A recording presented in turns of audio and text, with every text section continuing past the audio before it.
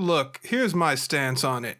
You know, when this whole fad of posting this meme was a thing a couple weeks ago, you know, confessions that can get your insert any random thing here card revoked, I was violently opposed to it. Because it's like all of the so-called opinions that I saw were like just normal opinions that tons of people agree with.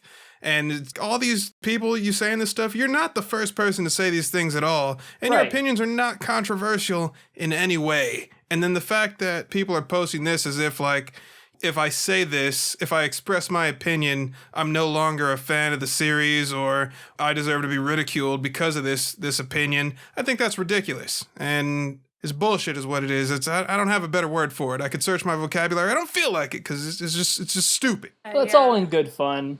I think we should go there though. Let's try to like figure out some shit that would get our cards revoked. It's got to be something that would get most fans to like clutch their pearls. See, Like I've got a few. Like I just put the one on the thread. Like for the thread, Survive is off limits. That's too easy. Yeah, I mean, and that's why I didn't put that. I don't think you can't say something's off limits. All right, if it's reasonable. So are we going? Yeah, do it.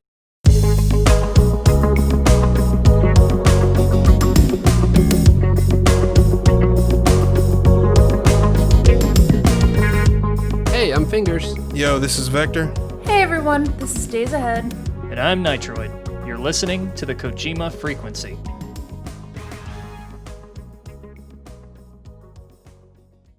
Yeah, you go first. Lay it on thick. All right, cool. So since we already said it's off the table, I had a blast with Survive, so that's I didn't even put that, but I think everybody knows I had fun with it. But again, the question is, why do you think that would get your Metal Gear card revoked? Because I'd say about 90% of the fan base like rejected that game at the thought of it, and just because Kojima wasn't involved, they were just like, "Fuck this, fuck Konami." Like that whole thing that happened. Like I think if you look back on the Twitter thread when I was I remember you took a lot of shit for that. Yeah, you even like hit me up. You were like, "Hey man, why don't you take a step away from this for a while?" It seems like shit's getting heated. I was like, "It's okay. I just really like this game. I'm having fun. Everybody hates me for it, but it's fine. I've been called a shill, a dickhead, or like, you know, it's just like calling in my skin." Yeah. So, all right. So anyway, but that's not even the one. And then the one that I put in the thread was I really want to play that Snake Eater Apache slot machine. That was another one where I'd say most of the community was just like, ugh, why isn't this the actual Snake Eater remaster? From the frame of the fandom, yes, that is sacrilege. You are supporting something that is the like kryptonite for us. But from like a general perspective of what makes a good fan, I think that's very respectable in a sense that you want to get as much knowledge from this series, whether it's the I want to play it all, the games. good and the bad. Yeah, exactly. Okay, so I didn't understand the premise. We're basing like first off, who issues the Metal Gear card? And it seems to be that like is if you fall in line with the general populace, you got to mail in for it. If you wait, say that again. You got to mail in for it. It's like, 12 box tops and $2 shipping and handling. Yeah, you got to be able to do like 80 push-ups. It's crazy. Yeah, so we're basing Metal Gear cards. Your Metal Gear card is issued by the idiots. By the community. Yeah. The idiot community that has no idea about anything about the series. They just want to be angry about shit. Fuck that. So I guess my big one though that I haven't put down is I didn't feel shit when I killed the boss. Okay. Emotionally. Yeah. Everybody's always like, "Oh, that's like." I was just kind of like, okay." So. I think there was just like I was just like kind of bombarded with information at that point too. My brain was still trying to process what the hell what just happened. Right. I just like played it in like one big stretch. Yeah. So, do you still consider yourself a Metal Gear fan? Yeah, I mean I look at it differently now. I'm just saying that first time I played it, I'm just saying this is like confession. Like the first time I was just like, haha, well, take that, break my arm, you bitch. That's the message that I want to convey to this 1,000 retweets and comments, which is phenomenal, by the way. Congratulations, Nitroid. Yeah, good job on that. Thank you. It's like here's how you obtain your Metal Gear card. Do you enjoy the series? Yes or no? Here's another thing. You think that your opinion will get your card revoked? How about this? How about you relinquish your Metal Gear card? How about you throw it away? You tear it up, as I did. Give me a confession where you threw your Metal Gear card away. That's what I want to hear, because it's like only you can decide whether you're a fan of the series or not. You can't go to a community. Oh yeah, I mean we're all fans of the series. How about not we me. reframe it? Because it does sound. I always thought this meme was like a parody on how like nowadays everything's so divisive and everybody attaches their personality to a very unique perspective on a piece of media. Right. I won't get into that, but with that being said, I think the best way, for the sake of keeping this fun, is let's frame it like, what is the Metal Gear fandom equivalent of farting in an elevator? Or admitting you farted in the elevator? Who does that? Who farts in an elevator? It was like, it was me, guys. I did it. Starting a canon debate on portable ops are rising. Okay. You know what? So, yeah, Days, if you want to approach this from a rational and level-headed perspective, that's fine, but that's not how I approach arguments, because I may not be a psychoanalyst, but I am the first part. So I'm just trying to make this fun, and you know me and my like allegories and shit. well, yeah. Wait, what was that last thing you said, Fingers, about the thing that was the stuff? Exactly. Yeah, that narrows it down. Your last thing on the. It's just about the boss. Oh right. Not being. Yeah, no, fuck her. She's not important. Like, I don't care if she dies. Like, you introduce her in one game out of the blue after I've gone through all this stuff, and then you want me to kill her because she doesn't matter? I'm not going to take your card away for that. I won't, right? But it's not up to me. All right, so here's another thing then. All right, did you enjoy MGS3, like, gameplay-wise? Absolutely, I did. Okay, see, here's a problem with it, where I think it plays like one of the sloppiest is there's way too much time spent in that fucking pause menu doing bullshit that I do not need to be doing. That really doesn't matter that much. The camo system is bullshit. The healing system is bullshit. And here comes that card. Survive did it better. Dude, that's why they only did it in one game and they never did it again. Because you're correct. They didn't survive. That's what I'm saying. Like all the healing shit in Survive was managed so much better. The Octo Camo was them basically saying, look, we really like this mechanic, but we understand it sucks. Yeah, 4 handled it so much better. Like, we're sorry. We're sorry. Okay, I gotta interject. I've been holding my tongue. Here's the card that Nitrate. I'll just slide it under the... Yeah. There you go. No, actually, I think I'm gonna come at this from an angle you might not expect. So, cool. Metal Gear Solid 3 is not my favorite. It's not even close. In fact, I think Ghost Babel is, by and large, a better game than everything after MGS2 was released. Because I think it understands what Metal Gear is and was far better than the games that came after it. MGS3, I agree with you that it's kind of a clunky mess because there are far too many systems interplaying with one another. Now, that said, you can get some really cool and creative interactions out of those systems. Sure. But like, yeah, you spend a lot of time in the menu managing things. It's constantly breaking up the action. Yep. CQC is a complicated mess. Switching camos can be incredibly irritating. But that said, I think MGS4 actually made it worse. Okay. Because it just reduced stealth to nothing. You lay down, you wait a second, and you're hidden. And I get that was the concept, no place to hide, but it's lazy man stealth to me. You're not thinking about, okay, where am I? What do I need to do? And in MGS3, you didn't really need to think about it too hard either because you've got a percentage counter, but 4 just makes it even more simplified.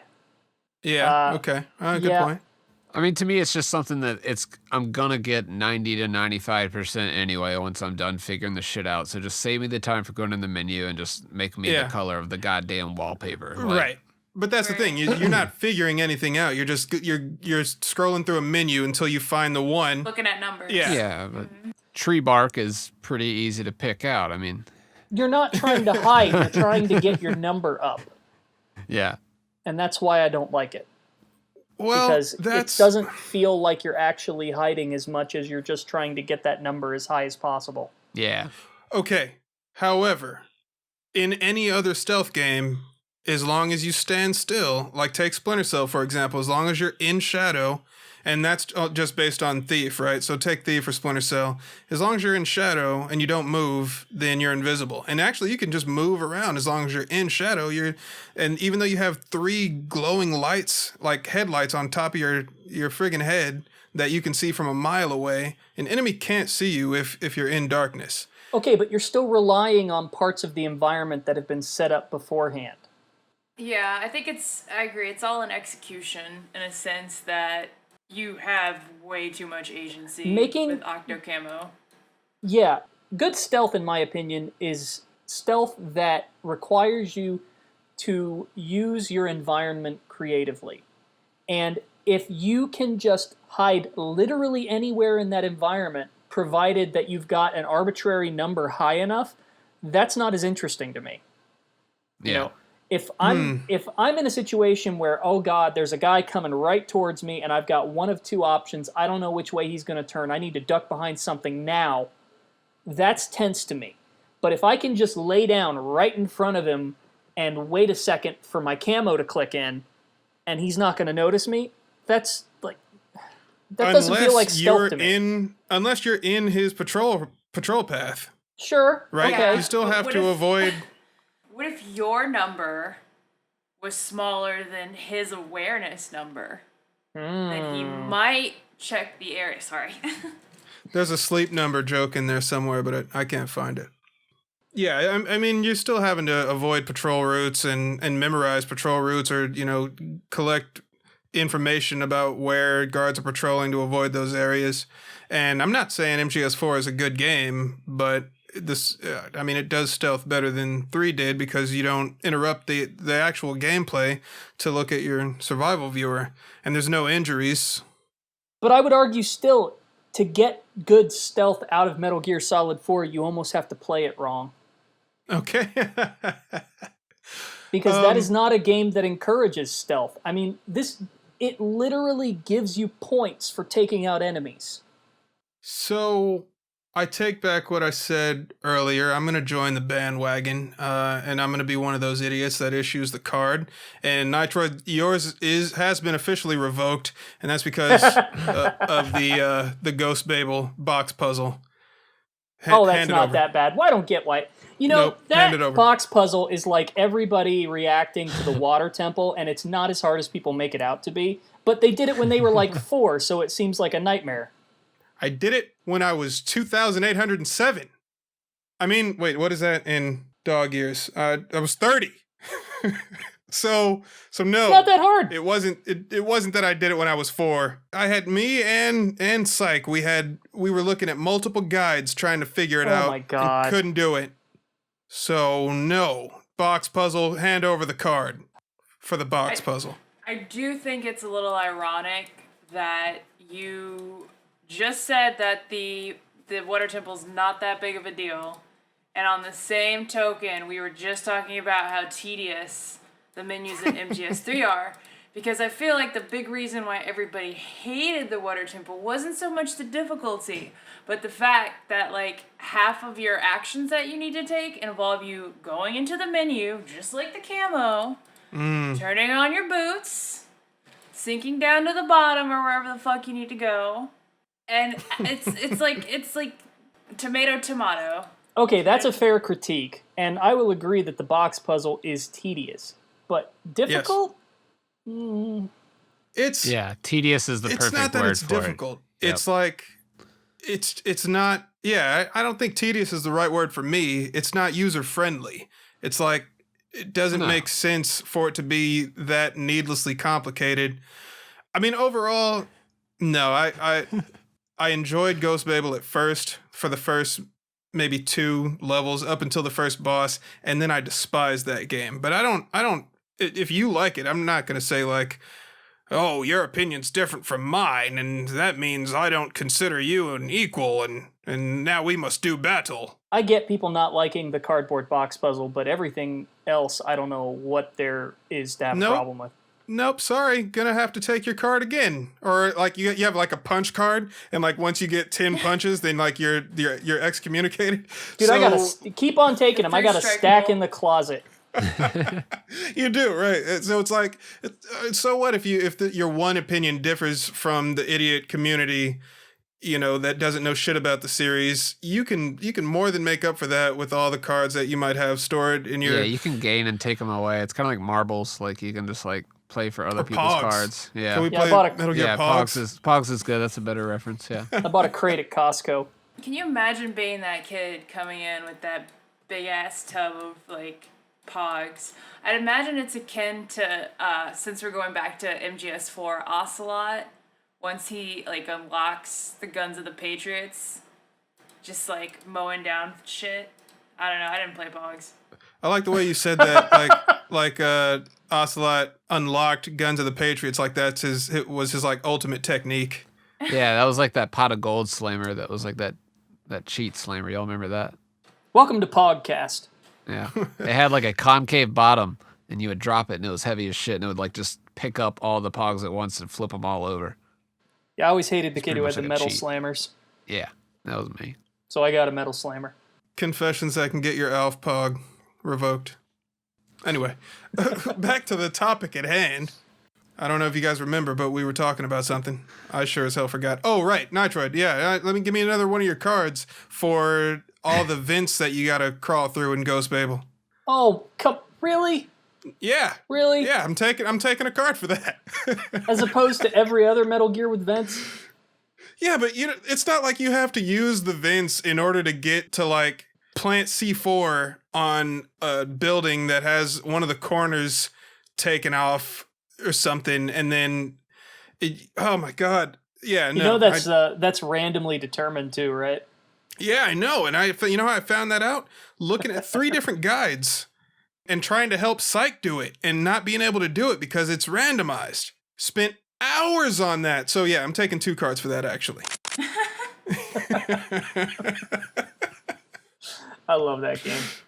I mean, I love that you love it, and that's the thing why I had to step away from it, because it's like I don't want to interrupt, because that's essentially what I was doing is I was convincing people to not like the series anymore, and I was like, dude, no, that's not what I'm trying to do at all. So if you like Ghost Babe or if you like Survive, I don't want to take that from you. It means the world to me that you like a thing.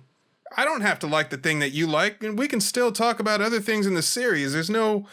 Shouldn't be any cards involved, but I did take 3 of your cards, Nitroid, so. Well, you should be able to get a decent mount for them on eBay. Yeah. That game makes me wonder.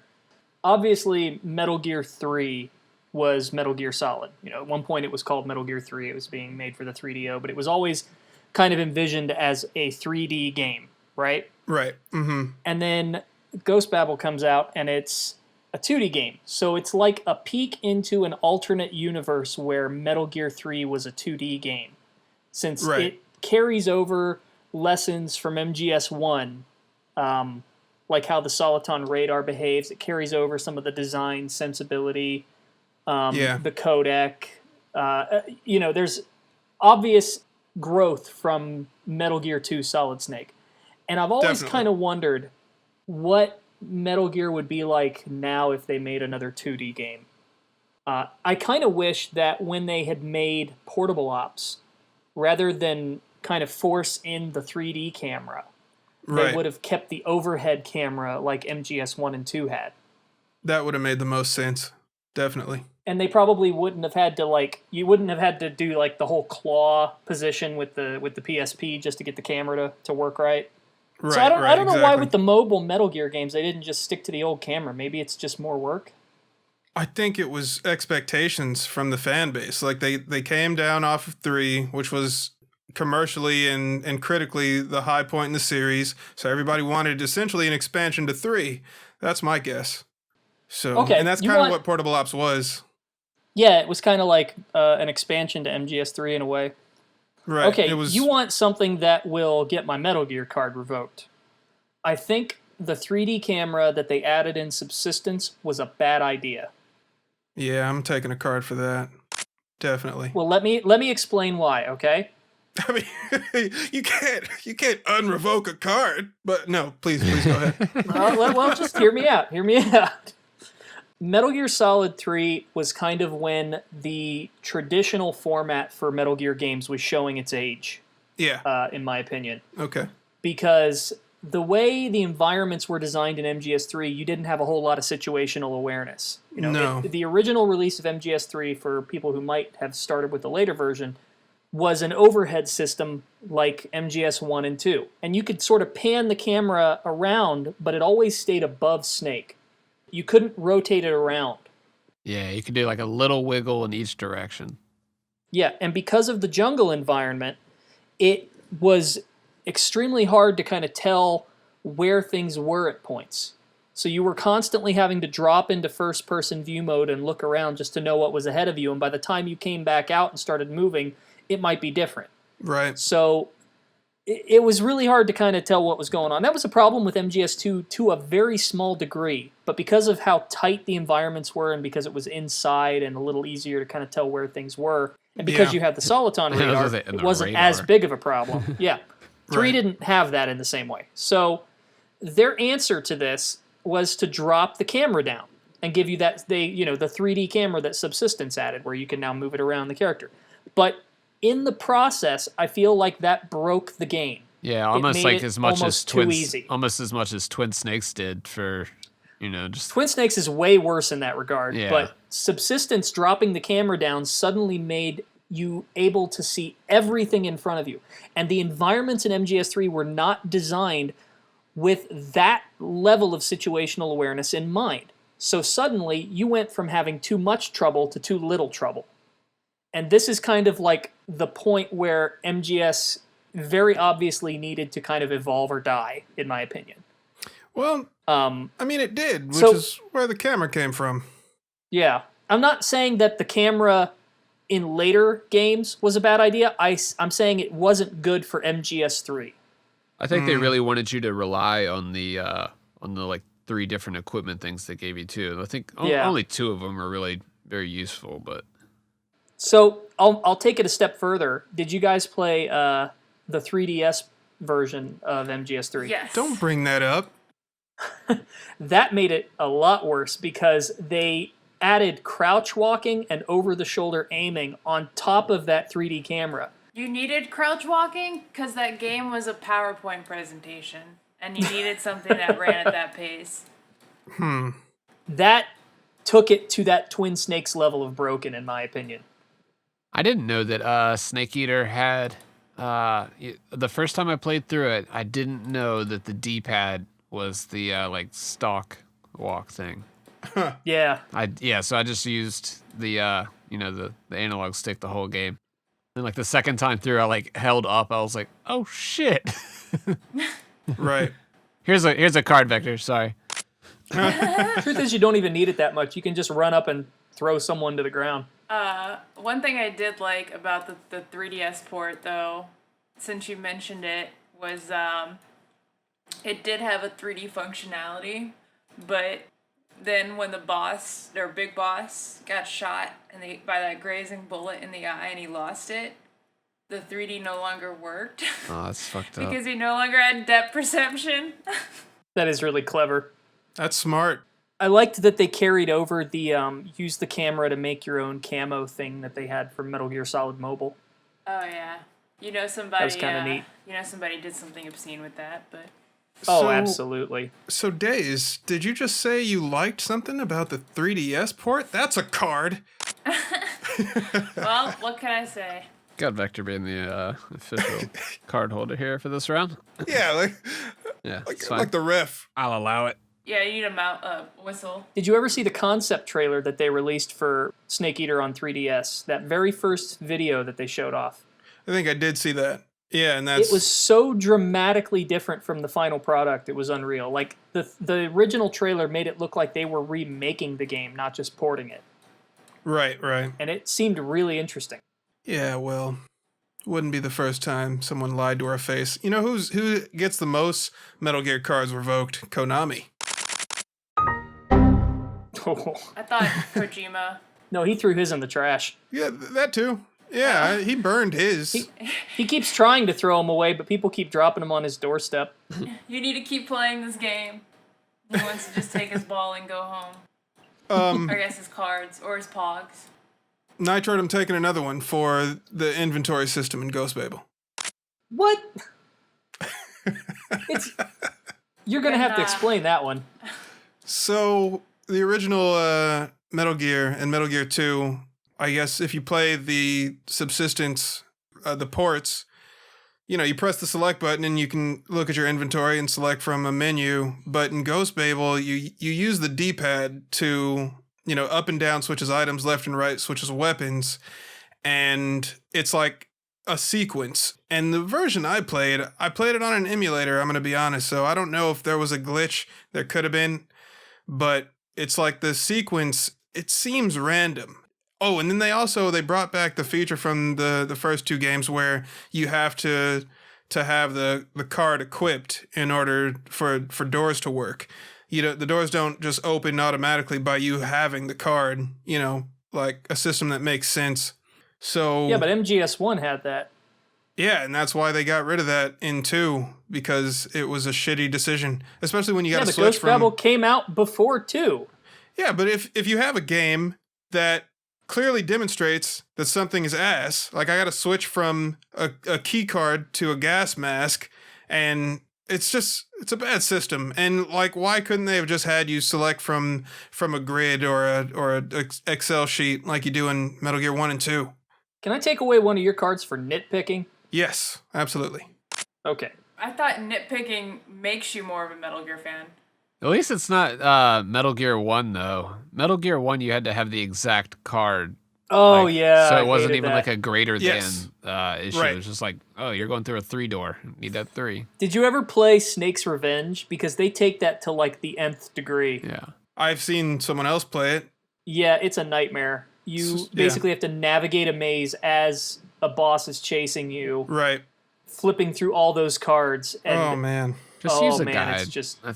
That's like if anybody wants to play Metal Gear, like any of the retro ones, I'm just like, get a guide. Even still, it's tough with a guide. Like you have to pull that shit off. It's not at that point. Yeah. It's not easy. I'd say try to beat Metal Gear 2 without a guide, but yeah, you Metal Gear definitely 2 need to have the tap codes handy. It's funny too because Metal Gear 1 on NES basically came with the equivalent of a guide. It had this giant fold-out map. Yeah. Showed you all the screens, like screen by screen, yeah. pretty much. And some of it was wrong too, which was funny. I remember as a Big kid, boss messing with you. Yeah, I remember playing it as a kid on NES and just thinking like, wait, that's not right. That's not the way it goes. What? And it's pretty meta. Kind of had to figure it out. So we actually wound up talking about this subject for a while. Days, did you get all your confessions out? I didn't even get a single. She's holding on to all of her cards still. She's trying to play Uno in this bitch. I lost one card. I lost one card for saying one good thing about the 3DS, which I was trying to make into an obscene joke, but it's okay. We'll just sing 3 Hail Marys and... Hideo Kojima's. But I do have a confession, and I've been like writing bullet points for it if you guys are ready for this one. Go ahead. Shoot. My confession is that the boss is a fucking weirdo, and I always felt like that was intentional in a sense that she was supposed to be alien because her concepts of like a borderless, armyless, or not borderless, armyless. I feel like this is how they got into this whole argument in the first place, this whole conflict in the first place. But her ideas and her concepts were alien to in the middle of the Cold War in this society, and thus like she was supposed to come off as this otherworldly presence that you're just supposed to be like weirded out by, even after you pull the trigger on her at the end of the game. Right. But of course, everybody like makes her into this like Christ-like figure who you cry over, like, oh my God, mother. I didn't. Like, and I get it. Like, I get why you would be upset, but for me, like, the emotion isn't there. And it's because the emotion is not there for her. And that kind of segues into my next kind of weird opinion, and that is Big Boss, and by extension, the boss. They're like the pyramid head of the Metal Gear series, in a sense that they have, at this point, been so marketed and trademarked to the series that I almost feel like their characterization has been muddled a bit, if that makes sense. Well, funny you should mention that, because remember when Zero did exactly that by posting Big Boss's face on magazines that he distributed all over the world in order to turn Big Boss into a larger-than-life figurehead. I was going to say, MGS4 like literally makes a point of the fact that Big Boss has been blown up into this icon. It's Right. true. It's true. It's true. You guys are right in that sense. And it is sort of meta. But I think it's a stark difference between sort of what Zero is accomplishing and what I'm talking about, because it's, oh God, I'm like... No, I definitely, I understand exactly what you're talking about. You still lose a couple cards, but I get it. You guys remember when you first saw Silent Hill Homecoming and you saw Pyramid Head, or I guess they called him like Triangle Man? They always have some form of Pyramid Head in like the Western Silent Hills, and you're like... I remember when he beat Person Man. Person Man? It's like every... Days gets that. Yeah. Oh, okay. I won't get into this because it's going to tangent us again, or even further. Anyways. Particle Man, nothing. Sorry, I'm not getting it. Oh my, we're going to talk after the show.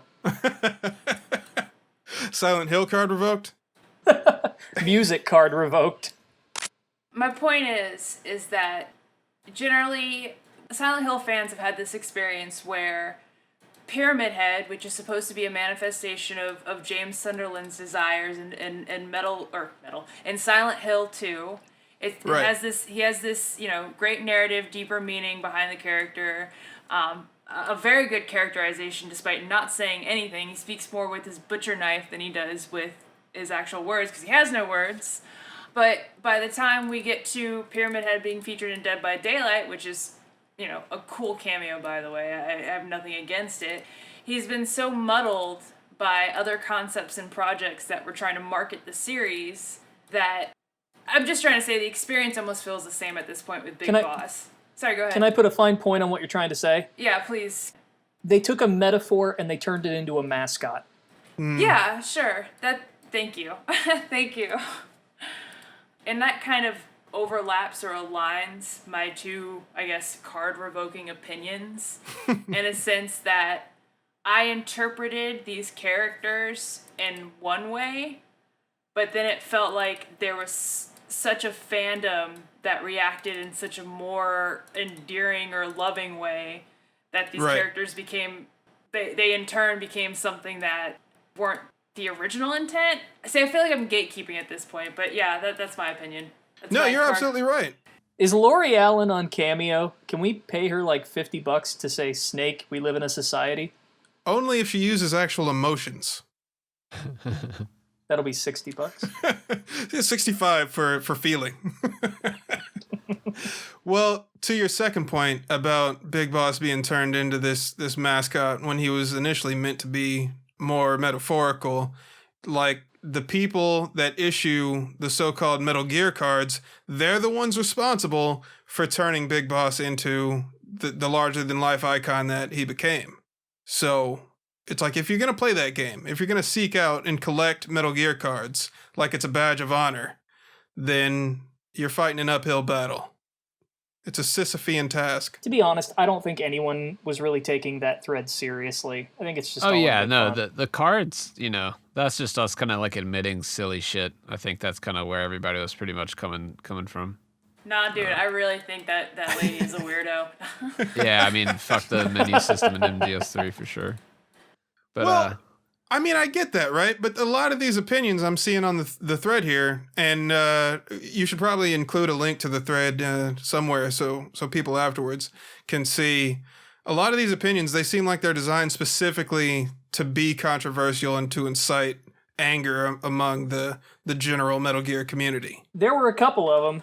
Well, let's, we just kind of selfishly dived into our own, so let's, we can jump into some that sort of stood out for us. If we Don't forget that. we have 572 more comments over on the Solid Snake page where we had some people commenting there, so... Like, I'll tell you one that got a lot of hate was the webmaster for Metal Gear Net posted this. And I know the guy, and he posted this full well knowing it would annoy people. He wrote, Let's do it. MGS2 is the dollar store version of MGS1 in every way possible. Story, main characters, and supporting cast of characters showcases some of the worst writing the series has ever seen. Any fan who says Raiden or Liquid Ocelot are cool should be yeeted into a volcano.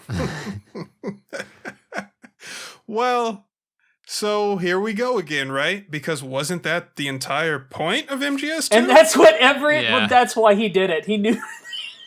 And it's like, God damn it. Every reply is like, that was the point, man. That's sort of like what I was saying about, like, Big Boss being mascotted, where it's like, you could argue that's the point, but at some point you have to be like, no, okay, I get that's the point, but the execution has gotten a little sour.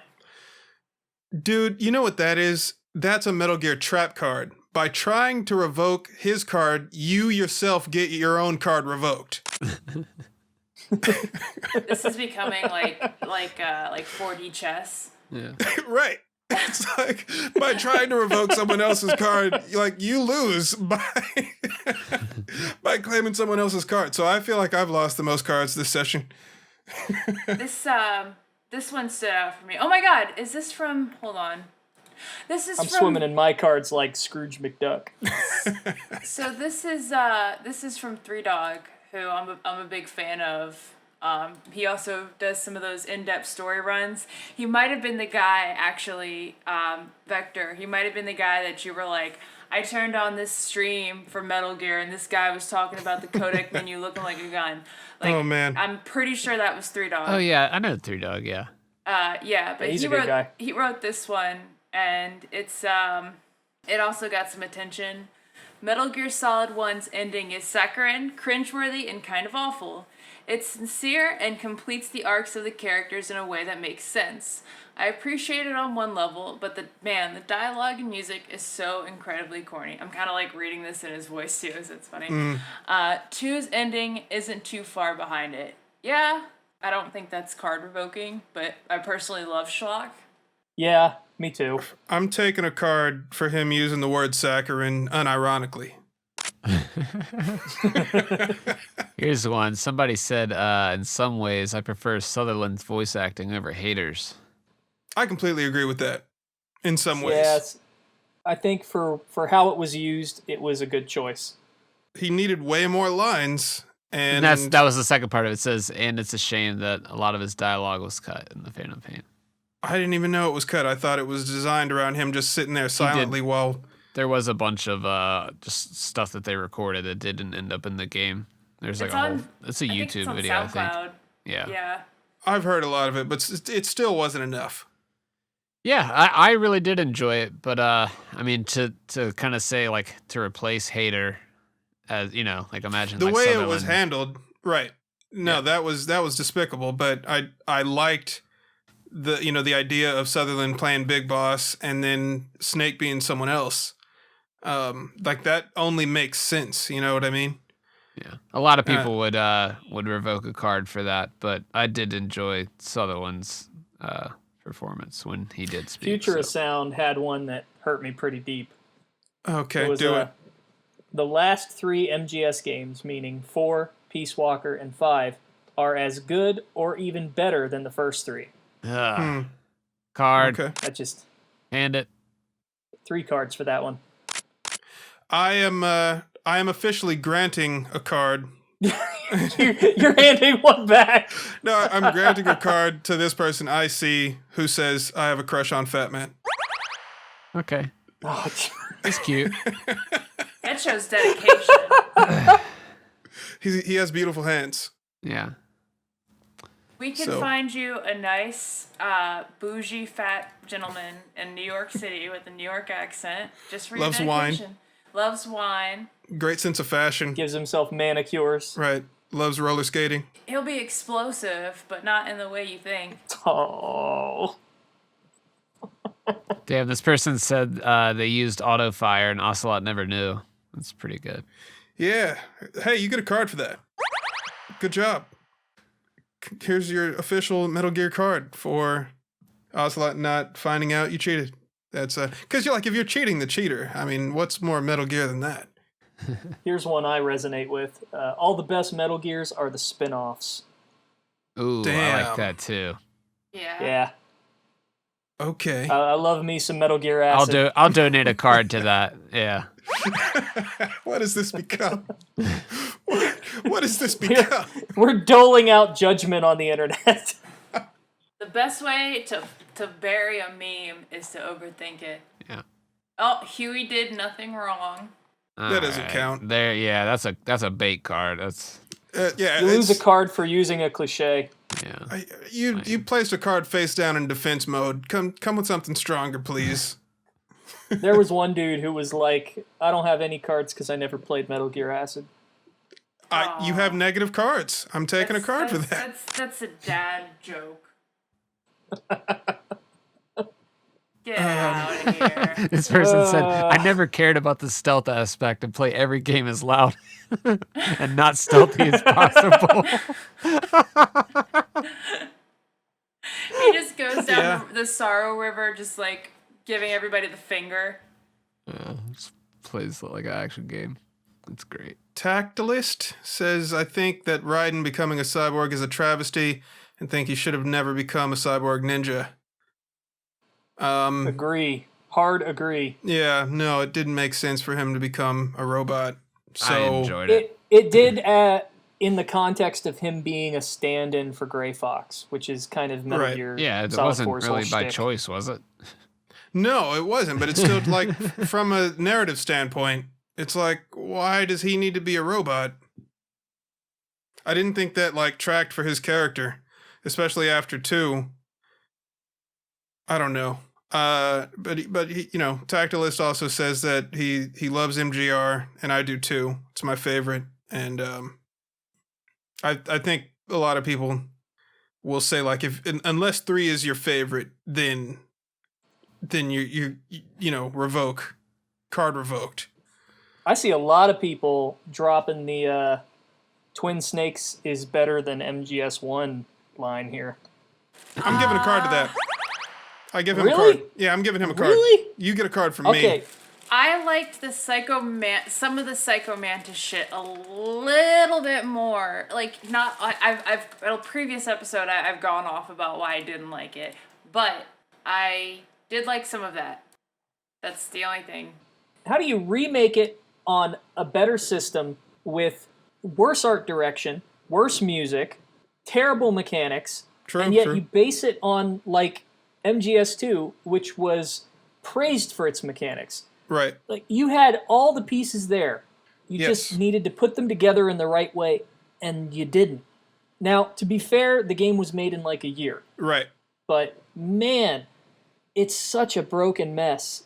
It is, but even with the shitty GameCube controller, I still thought the game played well. Like it wasn't like I don't really Yeah. remember it being a bad experience at all. Like, I mean, we can look at it now and be like, it is different because it destroyed the boss fights with the first person. But like, I just remember playing it and being like, yes, this is great.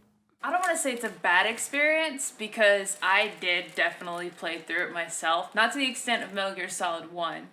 But I almost want to feel like it was like a synthetic Metal Gear Solid 1 experience. Yeah, And of course, I'm that's going to bring fair. up the allegory.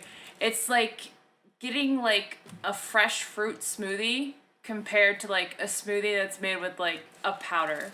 It's like It's like a Yeah. Slurpee. Good. It's pretty much a Slurpee Yeah, like instead. an icy Yeah, or it's like something like that, where I'm Yeah. still enjoying it. It's still nice, but it's like it's sugary. Like they added all this like additives and high fructose corn syrup. yeah. And Metal Gear Solid, like it's a little bitter, but gets the job done. It ain't much, but it's honest work. It's funny too because like the cutscenes don't even bother me. That's the part I enjoy is how ridiculous they are because that was very obviously intentional. Right. But if you look at the level design, okay, those levels, going back to kind of what I said about MGS3 and the camera, those levels in Twin Snakes were essentially just carried over almost verbatim from MGS1 with very slight alterations like throwing in some lockers. And when you throw Metal Gear Solid 2's system of movement, let's say, into MGS1's environments, and you put in Metal Gear Solid 2's AI into Metal Gear Solid 1's environments, everything breaks. It becomes an unbalanced mess where in one moment it can be ridiculously easy and the next just absolutely brutal. Yes. The tank hangar is a good example of this because if you get caught by a guard and you go into alert mode, the guards pour in from literally nowhere because there are no entry and exit points. Yes. Yeah, but imagine getting caught. I mean, what are you doing? And MGS1's environments were not Hey, made. Nitroid, hold on. Card for getting caught. Okay. Boom. Damn. Fact. Damn. If you are caught in the tank hangar in MGS1, you can run and duck into somewhere. They sort of wander around, and it's over. It's a very quick segment. Alerts in MGS1 are typically not drawn out. MGS2 introduced clearings. So it became more tense, more drawn out, more thought-provoking. You had to kind of think about, all right, where am I going to hide? Where are they going to search? Where did they search last time? That kind of thing. MGS1's environments were not really reoriented to take that into account. So when they go into these clearing modes for these drawn-out alert segments, you really don't have a lot of options. You almost essentially just have to cheese the system and leave. Yeah. So I'm going to piggyback off of that point because I do think that it almost limits itself, both in terms of gameplay, like you said. There are some aspects that are incredibly broken. There are some aspects that are now completely negligent. But one thing I don't like about it is it almost kind of muddles the environment a bit.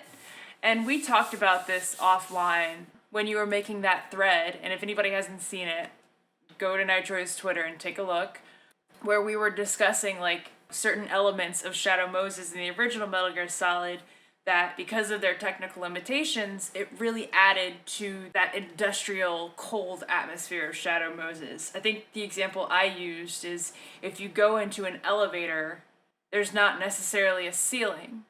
Right. The texture kind of is like a gradient where it almost fades into black. And that was such a cool effect where it really felt like you were in this cold, destitute industrial area just trying to like survive and stop these terrorists. Whereas in Twin Snakes, going back to my whole metaphor about like fresh fruit versus like synthetic like powder drinks, now that you have this first person element, you have to account for the players looking up, you have to account for the design decisions with this new technology, and it all kind of accumulated in diminishing that atmosphere. It felt like a theme park Shadow Moses, I guess. The color direction's not as good either. If you look at the color in MGS1, it's very deliberate, and it's just sort of bland in Twin Snakes. Yeah. It's more realistic, but it's less interesting to look at. Right. I'll give you another mechanical example from that same area, the tank hangar. In MGS1, let's say you come in through the vents and you come out of the top. You have to then work your way around by design, showing you where all the doors are, showing you the camera, letting you get sort of a bird's eye view of the playing field below. It gives you more time to kind of acquaint yourself with the hangar, and you can sort of see everything before you get to it, right? Whereas if you take the below path, it's more difficult. You have to follow the rats. You're not really supposed to take the below path, the lower path, because they've, that's why they've got the guard there outside. You're supposed to go the hard way. And your reward for going the hard way is an easier path in, a few extra items, and a better look at what you're about to go into, right? In Twin Snakes, you take that same path, you can just hop over the railing and go to the elevator, and it's over. Completely breaks the flow of why that level was designed the way it was. Okay. Oh yeah, that's right. You can. Yeah. And that applies to like every single area in the game. There's another example that I now that you're bringing that up, right before you actually face Vulcan Raven in the tank, that part in the original game where you had to use the cigarette to get past the infrared lasers. In the original game, you had to take out your cigarette, break it out, dodge it, and if you failed, then you just watch Snake kind of get poisoned by gas. With this game, with the first-person mechanic, they thought it would be cute if they added little, like, generator boxes, like in Metal Gear Solid 2, so that instead of showing this cool little Easter egg of technology, you can just shoot the boxes and go on your merry way. Yep. And that's another example, too, of MGS1 rewarding you for taking the more difficult path. Because if you take the vent outside that's on the upper level, if you take the harder path, not only do you get those things I mentioned earlier, but you have instant access to the thermal goggles because the door's open. Whereas if you come in from below, you might not notice that. Oh, yes. And when you have those thermal goggles, it makes that path through the laser system easier. Yeah. Okay. So Twin Snakes just breaks all of this. And I could go on because every area's got something like this. Right. To be fair, this says a lot, but it doesn't speak to if it's fun. It's all right. Look, you're talking about mechanics. Just mechanics. And we've talked about this like a long time ago. I think it might have been on an episode that didn't actually air, but I have never played the Metal Gear games for the gameplay at all. And I never will. To be fair, yeah. I brought up art design and atmosphere. I mean, I'm the guy who thinks that even the worst Metal Gear is better than most games, so you know where I'm going to fall on this. Yeah, I mean, I'll give you a card for that, and I'll take it right back, because it's like, that's great. I don't agree or disagree, I just think, like, that's an opinion, right? Yeah. Yeah, I mean, and that's really what it boils down to, is that do you enjoy playing Metal Gear, then maybe you're not going to enjoy Twin Snakes. Do you like watching Metal Gear like I do, then Twin Snakes is superior to 1. But mechanically, no, not at all. But I still like Twin Snakes more. Why? Because you backflip over a missile. Yeah, definitely viewing it through the lens of it being like Otacon's retelling of it, just being recalled, geeked up and animate out, you know. Can I say another, like, get my fan card taken away? I just thought of these. I don't mind Rosemary or EE as characters, mostly because I have, not for very long, but I have some point been in their shoes. Okay. There is nothing more. Go ahead. You had a boyfriend that only had a bed and a desk in his room? Yeah, college was bad for me. I'm just kidding. I've had days, like, I've had best friends mix up my birthday. Okay. And they thought my birthday was either like a later date or something. And I get what you're saying. Being like, hey guys, remember what day it is today? Okay. Or do you know what tomorrow is? Right. I get that anxiety. I just... All your friends get their cards taken away because they probably don't play Metal Gear anyway and like get Metal Gear cards taken away. Yeah, they forgot my birthday.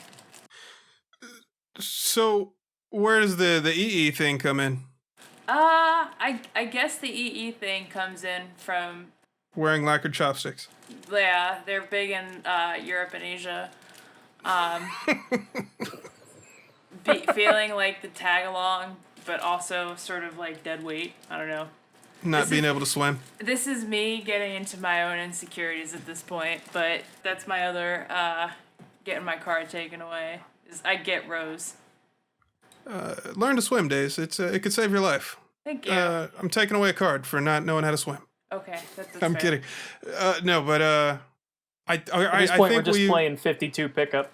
Right. I like how that became like at a certain point. It was like let's actually give cards to it. Was like the fact that there are multiple cards. The fact that you're supposed to have one, and now like you have like a lot that can increase or decrease. I think that was a really fun mechanic. Yeah, they're like and unintentional. And some emergent gameplay here. And it's gotten to a point where it's not even about Metal Gear anymore. It's just about being a good person. Like, you get a card for just enjoying yourself. You lose a card for being a shitty friend. Thanks, Kojima. You've all made us a better person. Are you saying Kojima was a shitty friend? I'm saying Kojima, whether he likes it or not, is the first domino that created this chain effect that made us realize our friends are shitty. Was he, though? Card. And on that note, there's one in here that I really thought was funny, which is that these games are more fun to talk about than to play. Fuck. I'm taking a card away from myself for that. That's good. I feel like that's a symptom of getting old. I don't care. Here, I don't deserve any. I mean, I threw them all away. There might be more like mileage in talking about it than because like that first experience of playing through each one is definitely like fucking awesome each time. But and after that, like reflecting on it and learning different stuff from different perspectives, from repeat playthroughs. Like I don't know. I think that's where like this is the only game that I really can sit here and talk about every week. Like I wouldn't do a podcast about one game series pretty much with any other series, really. I don't know. I mean, just Metal Gear alone has allowed me to meet so many people and explore so many different avenues in media, from music to movies to books. Right. And I don't just mean in terms of like things that it referenced or things that it drew inspiration from. I mean, like, maybe I had a conversation with somebody about Metal Gear who I might not have otherwise, who I then find out is into these bands or these authors, and it just spiderwebs out in all different directions. Right, yeah. I guess that's any hobby, really. Yeah. Yeah, well, I feel like Metal Gear, though, people give it shit because it's like, oh, Kojima didn't make up like nuclear deterrence, or Kojima didn't make up the idea of the information age being like polluted to the extent that it's been. But it's almost like if you find those concepts, like I would attribute Metal Gear partially for helping me understand critical thinking. And like you said, that's expanded into more conversations and meeting so many like awesome people and having awesome conversations. Like we always talk about how like dumb the Metal Gear fandom is, and it's half joking, but there are, like you said, they're good people, good conversations. And as much as we shit on Kojima for talking too much or like telling us what he just learned like 2 weeks ago, it lends itself to great conversations and learning awesome new things. I mean, who else is doing that? Excellent point. You get a card for that. Aw, shucks. I have no cards to give, but, Nitroid, can you give her a card, please? He's just handing out IOUs. Yeah. I owe you a card, Days. That was great. So we've been going for a while now. Thanks to everybody that posted the stuff that allowed us to talk about it. This was a great time. I wanted to add I wanted to make an addendum to one of the questions that we answered a couple weeks back. Really quick, this goes out to Dylan Belcher, or as I call him, the D-Belch. He asked, how different do you think the lore would be if Snake killed Otacon? Why did I say Otacon? How different do you think the lore would be? Pretty different. I lose a card for that. I lose a card for that. Oh, man. I owe you all a card for saying Otacon. How different do you think the lore would be? Do you think love can bloom on a battlefield? Bang! Don't ask me that question. Oh, man. Dude. Your brain can bleed on a battlefield. Okay, that gives me a childhood story that I need to bring up, and this is going to take a card away from me. But I actually spoiled myself a little bit by reading through the guide as a kid, because I didn't want to fuck up. Obviously, I didn't want to get Snake killed. So I wanted to see what to expect, right? And being a child, being like 7 or 8 years old, sometimes I mixed up words. So when I was reading about how like Ocelot was torturing Snake, I mixed it up with Otacon, and I was like, how does this happen? Like, is he being coerced into torturing him? Like, it bothered me as a child. And then finally when I played it, it was like, I was like, how can this dweeb do this to me? I'm glad I'm not alone in mixing those two words up, you know. I don't want to do it, Snake. Which guide was that? It wasn't, the guide didn't mix it up. I think it was the... I think it was the Prima, which... Oh, it was the Prima one? Because there were like 2 or 3 different guides for MGS1, and there's one of them in particular that's just excellent. And it was the official guide by a short-lived company called Millennium. Yeah, I have that. I have that at my desk. Like, I actually just pulled it out. Yeah, I've said this before. The only Metal Gear game that I didn't play without a guide was 5, so... Yeah, you didn't need a guide for that, except for when it came to hunting those little fucking animals. So, Vector, we're... go back to that. Running on a little long, so, yeah, what were you saying before? Really quick addendum. All right, the question was, how different do you think the lore would be if Snake killed Ocelot in 64?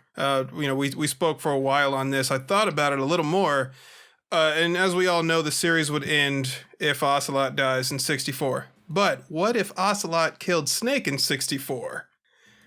And my answer to that is the series would be relatively unchanged.